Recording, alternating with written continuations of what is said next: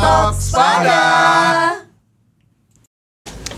Tok Spada, Solusi Pajak KPP Madya Jakarta Selatan 2. Assalamualaikum warahmatullahi wabarakatuh. Bagaimana kabarnya kawan pajak? Ketemu kembali dengan kami bertiga, penyuluh pajak KPP Madya Jakarta Selatan 2 di podcast yang tentu ditunggu-tunggu. Kali ini saya dan dua narasumber kita yang keren-keren ini akan membahas mengenai isu yang lagi hangat, isu yang sedang banyak diperbincangkan baik di media sosial maupun media massa.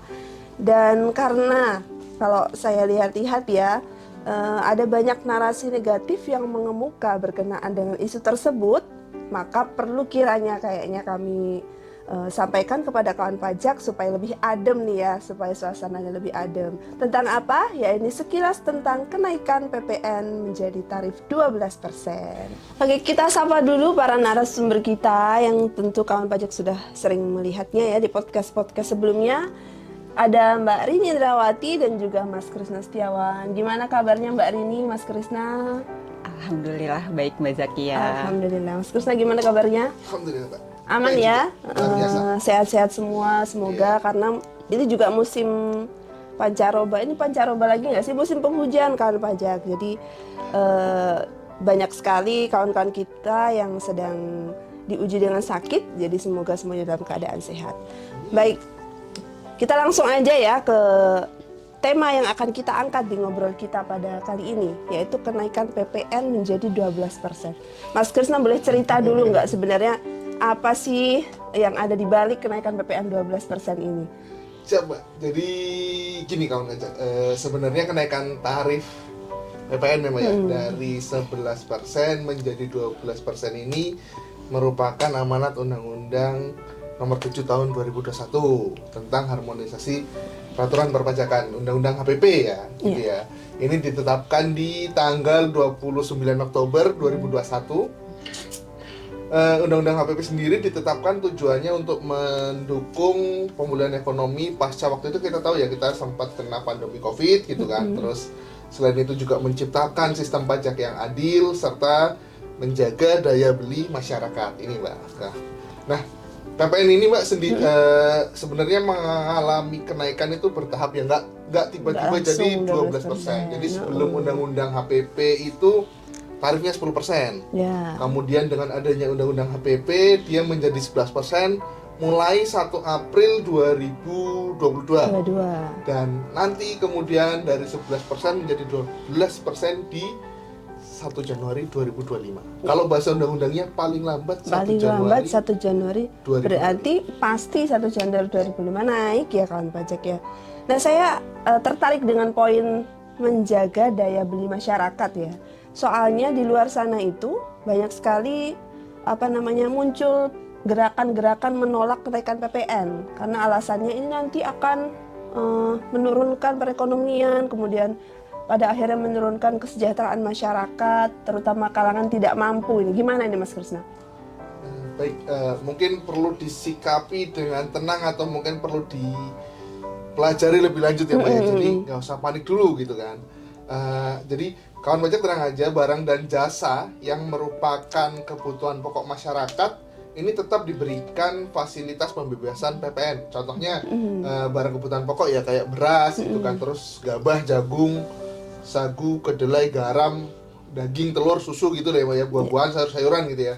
Kemudian ada juga jasa-jasa yang memang menyangkut kebutuhan masyarakat banyak ya, seperti pelayanan kesehatan medis, kemudian pelayanan sosial, jasa keuangan, jasa asuransi, jasa pendidikan, angkutan umum, baik itu di darat dan di air, juga jasa tenaga kerja, serta jasa persewaan rumah susun, ya kan, itu sudah diberikan fasilitas pembebasan. Selain itu ada barang-barang lainnya juga nih yang diberi fasilitas. Contohnya kayak buku, kemudian kitab suci, vaksin gitu kan, brosur gitu kan, terus listrik, air minum gitu kan. Banyak lah pokoknya sebenarnya insentif yang diberikan. Dan ada lagi nanti sekitar mungkin di 2025 ya ada beberapa insentif lain yang sekiranya diperkirakan besarnya sekitar 265,6 triliun kalau nggak salah Mbak, yang akan diberikan. Oh gitu, terkait dengan PPN ini ya Mas Iya, Krisna. betul. Baik. Jadi sebenarnya untuk barang atau jasa yang menyangkut kebutuhan pokok masyarakat itu tidak usah khawatir ya kan pajak, karena sesuai amanat UU HPP dibebaskan dari pengenaan PPN. Terus tambahan mungkin ya Mbak ya. Jadi kenaikan tarif PPN ini dari 11 ke 12% ini berlaku untuk seluruh barang dan jasa yang memang selama ini dikenai tarif 11% gitu kan. Kecuali ya beberapa jenis barang yang merupakan tadi ya kebutuhan masyarakat banyak ya. Contohnya mungkin kayak minyak goreng curah ya, minyak kita ya, minyak kita, terus tepung terigu, gula industri itu ini dapat tambahan PPN 11% tapi nanti akan ditanggung oleh pemerintah, sehingga penyesuaiannya ini tidak akan mempengaruhi harga 3 barang tersebut. Oh jadi untuk ketiga barang ini tarifnya tetap 12%, tapi 1%-nya DTP ditanggung pemerintah gitu Mbak. Baik, aman ya ibu-ibu ya. Jadi urusan perdapuran tidak akan terganggu karena ternyata barang kebutuhan pokok tidak akan terpengaruh dengan kenaikan PPN ini. Nah sekarang kita ke Mbak Rini nih. PPN ini kan secara bahasa legalnya naik tarifnya dari 11% ke 12% ya. Jadi bahasa legalnya naik 1%. Tapi kenapa ada narasi yang berkembang di masyarakat kenaikannya jadi 9% tuh gimana sih sebenarnya? Hitung-hitungannya tuh gimana sih Mbak Rini? Iya, baik kawan pajak. Jadi mungkin banyak sekali ya yang membaca opini di media sosial mengenai kenaikan tarif pajak ini ya. Nah, sebenarnya kenaikan tarif PPN dari 11% menjadi 12% itu tidak berdampak signifikan terhadap harga barang dan jasa. Jadi contohnya gini, saya coba ilustrasikan ya kawan pajak. Jadi contohnya nih kawan pajak membeli minuman bersoda. Jadi harga minumannya satu kaleng itu 7.000. Kemudian dulu kan tarif kita 11% ya. Maka 11% dari 7.000 itu jadi 770. Jadi total yang dibayarkan oleh wajib pajak adalah sebesar 7.770. Ya, itu untuk tarif PPN yang 11% di tahun 2024 ya. Kemudian yang untuk tahun 2025 itu kan memang mengalami kenaikan menjadi 12%. Jadi harga minuman yang tadinya 7.000 itu PPN-nya menjadi Rp840. Jadi total yang dibayarkan oleh kawan pajak menjadi 7.840. 7.840. Iya. Tadinya 7.770. Sehingga ada kenaikan kan selisihnya ya. Menjadi Rp70 ya. Rp70. Nah, Rp70 yang tadi itu dibandingkan dengan harga sebelumnya itu makanya ketemu 0,9%. Berarti Rp70 per 7.770. Iya, gitulah ya. Gitu ya. Jadi karena pajak jangan salah persepsi ya bahwa kenaikannya itu kalau yang di sana mungkin perhitungannya kok jadi 9%, padahal beban kenaikan itu hanya 0,9% ya ternyata. Cuma selisih, kalau tadi ilustrasinya Rp7.000 harga minuman, ternyata selisihnya cuma Rp70 kawan pajak. Nah, ada lagi nih contohnya lagi. Gimana Misalkan kita beli televisi nih kan pajak ya. Harga televisi tersebut adalah sebesar 5 juta. Dengan tarif lama, maka konsumen akan membayar sebesar Rp5.550 karena tadi terkena PPN-nya 11%. Ya, sehingga 11% dari 5 juta sebesar Rp550.000. Nah, kemudian nanti dengan tarif yang baru, kawan pajak akan dikenakan sebesar 12%, sehingga yang harus dibayarkan yaitu menjadi Rp5.600.000. Sehingga selisih dari Rp5.600.000 ke Rp5.550.000 itu hanya sebesar Rp50.000. Nah, itu kalau kita hitung sebenarnya yang kenaikannya itu hanya 0,9%. 0,9% ya. Jadi selisihnya sebenarnya tidak signifikan ya kawan pajak kalau dihitung-hitung sebenarnya.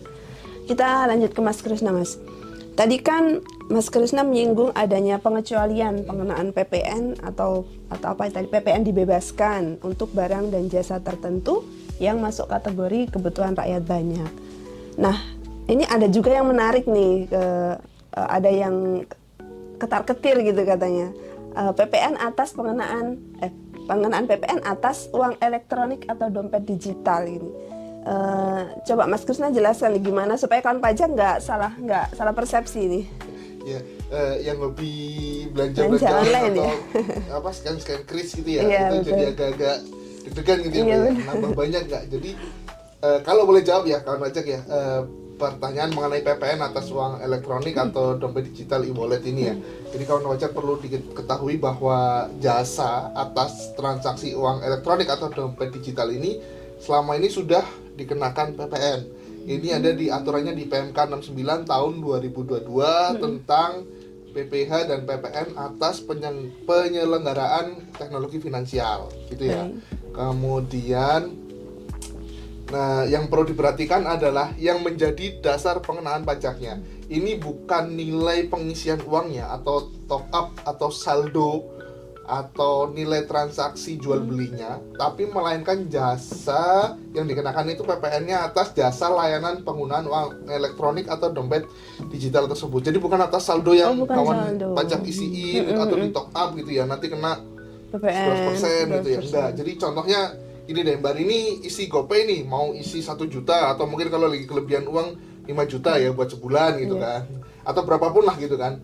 Biaya layanannya biasanya kan kena nih top up ya lewat e-banking atau apa, ada biaya layanan 1.500 katakanlah gitu ya. Nah, maka yang di PPN yang dibayarkan itu adalah kalau tarif lama ya ini 11% dikali 1.500 rupiah, bukan dari 1 juta atau 5 juta yang di top up kan itu, diisikan itu. Jadi cuma sekitar 165 rupiah. Nah, kedepannya ya kalau jadi 12% berarti ya 12% dikali 1.500 itu ya 180 rupiah.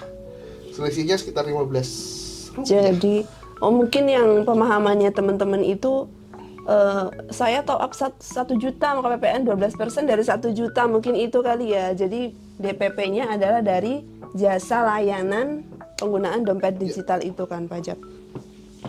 Dan tadi juga sudah disampaikan bahwa jasa layanan uang elektronik itu sudah diatur di PMK nomor 69 tahun 2022 kawan pajak. Jadi sudah sejak 2022 diundangkan dan berarti ini bukan objek pajak baru gitu ya. Nah, terus ngomong-ngomong soal objek pajak baru, mungkin Mbak Rini juga bisa sedikit meluruskan beberapa mispersepsi ya, karena rame-ramenya PPN 12% ini sebenarnya orang-orang jadi lebih melek pajak, jadi baca-baca akhirnya loh kok ini kena PPN padahal udah dipakai itu udah pada menggunakan layanan itu, cuman ternyata selama ini kena PPN gitu. Nah, mungkin Mbak Rini bisa menjelaskan beberapa barang atau jasa yang sudah diatur sebenarnya lama, cuman masyarakat belum engeh bahwa itu tuh adalah objek pajak gitu. Iya, jadi kawan pajak ada beberapa jenis barang dan jasa yang bukan objek pajak baru ya, karena sebelumnya sudah diatur di PMK yang cukup lama diundangkan. Jadi antara lain yang pertama itu transaksi pembayaran melalui QRIS. Nah, ini termasuk bagian dari jasa sistem pembayaran yang terutang PPN. Nah, itu sesuai dengan ketentuan PMK nomor 69 tahun 2022. Oke. Nah, yang perlu dipahami oleh kawan pajak adalah DPP PPN-nya bukanlah nominal yang kita bayarkan menggunakan QRIS, melainkan Merchant Discount Rate atau MDR, yang dipungut oleh penyelenggara jasa dari pemilik merchant. Dan mungkin yang salah dipahami ya, dikiranya kalau saya belanja lebih banyak PPN-nya lebih besar, ternyata bukan seperti itu ya Mbak Rini. Ya. Kemudian yang kedua itu biaya berlangganan platform digital seperti Netflix, kemudian Spotify, kemudian YouTube Premium, dan sebagainya. Itu merupakan objek pajak digital, objek pajak PPN PMSE. Sebagaimana diatur di PMK 60 tahun 2022. Kemudian yang ketiga itu transaksi penjualan pulsa, kemudian kartu perdana, token dan voucher yang selama ini sudah dipungut PPN sesuai dengan ketentuan PMK nomor 6 tahun 2021.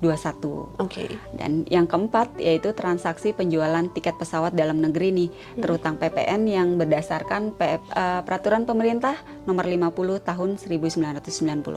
Nomor 4 udah cukup lama ya, dari tahun 94. Jadi begitu ya kan pajak. Jadi beberapa objek pajak ternyata sudah lama sebenarnya diatur sebagai objek pajak, cuman karena kawan pajaknya baru belajar baru-baru ini karena ramai isu kenaikan PPN 12%, jadi seolah-olah semua maunya naik gitu ya, padahal hal tersebut sudah diatur lama. Jadi ini sebenarnya sedikit sekilas tentang PPN 12%, nanti kawan pajak juga bisa mengulik lebih banyak mengenai apa latar belakang pemerintah menetapkan kenaikan PPN 12% di banyak sumber ya, terutama sumbernya langsung yaitu Undang-Undang Harmonisasi Peraturan Perpajakan. Sebelum kita akhiri kawan pajak, tentu tidak afdol kalau tidak ada closing statement. Mungkin bisa kita mulai dari Mas Krisna coba. Silakan. Jadi mungkin ya Mbak ya, kawan pajak nih nanti kenaikan tarif PPN ini mohon untuk disikapi dengan bijak gitu kan, agar ya nggak timbul kepanikan di dunia usaha. Jadi jangan sampai nih PPN-nya belum naik nih, belum 1 Januari gitu kan Mbak. Harganya udah. Tapi para pengusaha udah panik nih, rame-rame menaikkan harga barang dengan kenaikan yang mungkin tidak masuk akal gitu kan. Pemerintah juga udah melakukan berbagai kajian, terus juga banyak pertimbangan ketika pada akhirnya memutuskan untuk menetapkan kenaikan tarif PPN ini ya kan. Termasuk berkenaan dengan histori inflasi sendiri ya, serta daya beli masyarakat ketika yaitu kenaikan PPN-nya dari 10 ke 11% yang lalu itu ya Mbak ya. Betul-betul. Gitu, jadi nggak usah panik. Betul-betul. Mbak Rini mungkin ada tambahan statement Mbak Rini? Ya, jadi sebagaimana telah diumumkan dalam konferensi pers ya, di kantor Kemenkeu Perekonomian pada tanggal 16 Desember 2024, itu pemerintah juga telah menyiapkan paket insentif ekonomi untuk kesejahteraan yang semakin melindungi kelompok masyarakat yang tidak atau kurang mampu. Jadi antara lain yaitu dukungan untuk rumah tangga dan individu, kemudian dukungan untuk pekerja stimulus, terus untuk usaha mikro, kecil dan menengah atau UMKM ya, kemudian dukungan untuk sektor industri dan padat karya, kemudian stimulus untuk sektor perumahan serta insentif untuk sektor otomotif. Banyak juga ya ternyata yang tadi juga Mas Krisna sampaikan, sampai 265 triliun kawan pajak ya. Jadi kenaikan PPN ini tidak berarti pemerintah melupakan bahwa di sana ada sektor-sektor yang membutuhkan dukungan gitu. Baik, terima kasih banyak nih Mas Krisna dan Mbak Rini, meskipun waktunya singkat, semoga apa yang kami sampaikan pada kesempatan kali ini bisa dapat diterima dengan baik ya kawan pajak, serta dapat menyikapi kebijakan pemerintah, nggak cuma PPN 12% ini, tapi berbagai kebijakan pemerintah ini dapat disikapi dengan bijak, dengan positif gitu. Sebagaimana jargon kita, pajak kuat, APBN sehat, Indonesia sejahtera. Terima kasih sudah menyimak, sampai jumpa di lain waktu di sesi podcast KPP Madya Jakarta Selatan 2 berikutnya. Assalamualaikum warahmatullahi wabarakatuh.